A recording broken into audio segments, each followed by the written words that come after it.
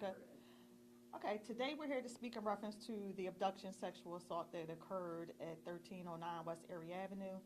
So I'll just give a little brief synopsis. So on Friday, 5:30 at approximately 9:30 p.m., 26 district officers received a radio call for an abduction in progress in the area of Germantown and Erie Avenues. Upon arrival, officers learned that a 2010 Ford Taurus had been left running with the keys still left in the ignition, and a 12-year-old complainant was still asleep in the back seat when the vehicle was stolen by an unknown individual. About 20 minutes later, at around 9:53 p.m., our brave survivor was located at Broad Street and Roosevelt Boulevard. She was transported to the hospital for evaluation and was able to provide investigators with a detailed account of what transpired inside that vehicle. On Monday, June 2nd, we received information from Real-Time Crime Center that an automated license plate reader had detected the vehicle in the vicinity of 5400 Poplar Street. Officers responded to that location and recovered the vehicle. Evidence that the complainant described as being in that vehicle was still inside and recovered during a search warrant. That evidence was submitted to our Office of Forensic Science, where it was processed and analyzed, resulting in a positive DNA hit. The complainant was shown a photo array based on that DNA match and made a positive identification on our 17-year-old suspect, who was subsequently picked up this morning at his residence on an arrest warrant and placed in custody. He is being charged with rape, contact with a minor, and related offenses. I would just like to take this moment to thank the detectives here at Special Victims who worked tirelessly throughout their weekend on this investigation, as well as detectives from the Real-Time Crime Center and Office of Forensic Science. This is just another great example of how information sharing and putting together pieces of the puzzle come together, and we are able to bring the investigation to a close.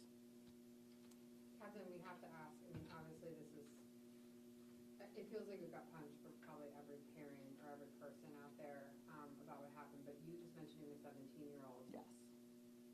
Is this person being charged as an adult for 17-year-olds, and do you suspect that they're involved in any other either sexual assaults or car thefts? So he is a juvenile, so I'm not at liberty to discuss his previous arrest history. As far as how he's going to be charged, that is up to the DA's office, but hopefully tomorrow we'll be able to release more information on our suspect. And you can talk about previous arrests, but can you say if you're looking at him being linked to other incidents in the city that haven't been closed? We're not looking at him in reference to any other incidences like this one at this moment. Are you able to say if this was a crime of opportunity, that this individual saw the situation where he would be able to take the car and then reacted once he saw there was an individual in the car? At this time, it's believed that it was just a crime of opportunity at that moment. It's just unfortunate that our survivor was still in the back sleep at the time. Do you know what the parent was doing at that time, why they left the car on? I believe she was going into one of the stores in the area, I believe. How's that 12-year-old doing now? I would say she's going through the motions, the challenges, but I will say she's very smart, she's very intelligent, and she's one brave little girl. Is there a message to parents about this whole ordeal, or just the public, anything that you want people to take away from? Absolutely. So I would just say, if you have to jump out of your car and run into your home or a store at any point, any time, if there's someone in the back sleep, wake them up. If there's a child in the vehicle, take them with you. But please also make sure you always turn your engine off. Make sure your ignition is off, your keys are with you, and the door is locked. As far as the 12-year-old, I mean, you don't have to get into specifics what this 12-year-old will go through, but as far as services that are given to the 12-year-old as a survivor and that trauma that child's going through right now, can you just talk about some of the city services that you know about that may help, I say, at least partial healing process? Sure. So right next door to us, I'm pretty sure you see it when you ride up, is you see the sign that says PCA, and that stands for Philadelphia Children's Alliance. So they actually do all of our forensic interviews. But in addition to that, they also provide services, mental health services, for healing and for trauma incidents like this. So is it like a lengthy process of therapy and, Yes. and things like that? Yes. It's a lengthy process, but those at PCA, they're excellent. They make sure they work alongside the victims. And I know you mentioned that you can't talk about the 17-year-old's rep sheet, but was he involved in other They'll be able to tell you more tomorrow. And then I guess the reaction, I assume from the mother, from the 12-year-old about the arrest, I assume they know that Yes. there's been an arrest and all this. They didn't know the person at all, or? I don't believe they did. Like I said, I believe this was just a true crime of opportunity. You said there was evidence recovered in the car that led to identifying him? Yes, there was evidence in the car that was taken to our Office of Forensic Science where there was analyzed, the DNA was analyzed, and it came back with a positive match. And was the DNA kind of like shot to the top of the list because they know there's a Yes, it was background? expedited. Mhm. Did he say anything when he was arrested? Not to my knowledge, no. And when was Any, he? like, in reference to any admission of guilt, no, not to my Right. knowledge. No. And when was he arrested? This morning, at his residence, yes, this morning. Are you able to say, like, generically, what part of the city? West Philly. Mhm. Real quick, I just want to reconfirm the addresses of where she was asleep and the car was stolen from. She was left off at Roosevelt and the Broad, I believe, and then. Yeah, so the- Block of Poplar was where they found the car. The official address that they used was 1309 West Erie Avenue, and she was recovered from Broad Street and Roosevelt Boulevard on the highway about 20 minutes later, and the vehicle was recovered from 5400 Poplar Street. So this all happened within 20 minutes? Yes. essentially? Yes. And then I think we read that she was assaulted in the vicinity she was left, correct? Yes, Okay. yes. Anything else? I guess I have one question.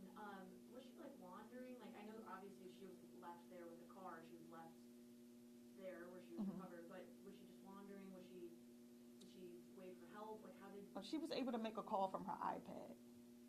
Yes. Which alerted officers to the area where she was. Did she call her mother or call? I'm not quite sure. Anytime, I mean, this, I think we're all like, this is a horrifying case, and then to hear that a 17-year-old was arrested, another, juvenile, any personal comments on that, this is just tragic all around. It's just tragic all around. I'm pretty sure when, after he's been charged and arraigned, and once further information is able to release, a lot more could possibly be said after that.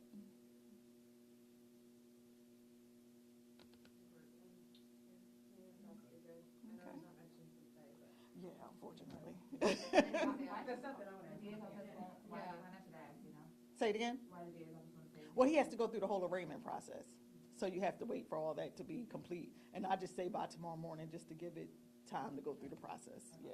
But he's in custody. He's in so custody. And like it's all. It's all And the charges are all, on, like, he was arrested on the charges. Yes. Is the best way to put it. Okay, Yes. the paperwork's done. He's just the process. It just has to go through the Okay, got it. process, and then, So it could be being as though like he's a one or juvenile. whatever, Yeah, it could be like, Early, but okay. it could be early, but I was just giving the Yeah, best no, I case appreciate that, scenario. yeah. Cause Oh, by the time, anything else from the car that was taken, or that was taken in this whole ordeal? Was there like no, not to my knowledge, no. There was still, remaining evidence left behind in the vehicle. okay, Um, I say like car stereo, I know that No. people don't do that anymore, but like no like no, nothing else was money taken. or anything like that. No. So, Thank All you right. so much. so it could be sooner than, they may be able to release the name, or depending on how, if he's charged as an adult. Yeah. Are you recommending that he be charged as an adult? I would love for him to be charged as an adult. I don't Anything know else? is that on you guys, like the? No, police, it's or not on us, It's no. not? They decide, you don't make recommendations either way. No, that's totally based on the DA's office. Okay. Yeah. Just a sad situation. I guess you can't do that. I thought you guys could recommend. We could recommend, Okay. but, yeah, we could recommend. But, He was alone, right? yes, as far as we know, he was alone, yes, he acted alone. You guys good? Good? Okay. Thank you so much. Appreciate that.